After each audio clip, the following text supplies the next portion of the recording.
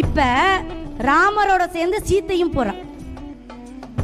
இப்ப லட்சுமணன் போறாரு. லட்சுமணன் கூட ஒரு பொண்டாட்டி போகணும்ல. இப்ப பொண்டாட்டிய ரெடி ஆகி வான்னு சொல்லிட்டு அந்த பொண்டாட்டி வர. அவ பேரு ஊர்மிளை.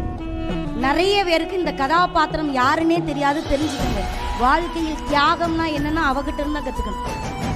ஊர்மிளை வர வரும்போது ஃபுல்லா அழகா ட்ரெஸ் எல்லாம் பண்ணிட்டு அப்படி ஒரு மகாராணி மாதிரி வந்து நிற்கிறான். பார்த்தோன்னே லட்சுமணனுக்கு கோவம் வந்துருச்சு. ஏய், என்னடி போக நம்ம போறது காட்டுக்கு, நீ ரெடி ஆகிட்டு வந்திருக்க, நீ எல்லாம் காட்டு வாழ்க்கைக்கு லாய்க்கப்பட மாட்டேன், இங்கே கடை அப்படின்னு பொண்டாட்டியே தனிச்சு விட்டுட்டு போயிட்டான். இப்போ ஊர்மிளை அவன் விட்டுட்டு போன நேரத்துல இருந்து தூங்க ஆரம்பிக்கிறான். 14 வருடங்கள் தூங்கிக்கிட்டே இருக்கா. தூக்கத்துடைய கடவுளோட பேரு மித்ரா.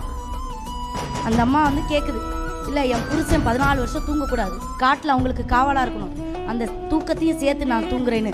14 வருடங்கள் எந்த இன்பம், உணவு, தண்ணி எதுவுமே இல்லாம தூங்கிக்கிட்டே இருக்கு. ஏன் இந்த பொம்பளை 14 வருடம் தூங்கிக்கிட்டே இருக்கா? ஏன்னா ராவணனுடைய மகன் மேகநாதன் அவன் 14 வருடம் யார் தூங்கலையோ அவனாலதான் அவனுக்கு சாவு வேணும்னு மரம் வாங்கியிருந்தான். அதனாலதான் லட்சுமணனால அவன் அழிக்க முடிஞ்சது. இப்படி வெளியில தெரியாம பெண் தியாகிகள் எத்தனையோ பேர் இருக்காங்க. உங்க பொண்டாட்டிகள் போய் நீங்க கையெடுத்து நடுவர்கள் அதான் சொன்னாங்க, பெண் புத்தி பின் புத்தின்னு சொன்னாங்கல்ல. அது நிறைய பேர் வார்த்தைகளால குத்தக்கூடியவள் என்று கிண்டல் அடிப்பவர்கள். அப்படி கிடையாது. பின்னால் வருபவற்றை முன்னாலே யோசித்து கணவனையும் குடும்பத்தையும் காப்பாற்றக்கூடியவள் பெண்.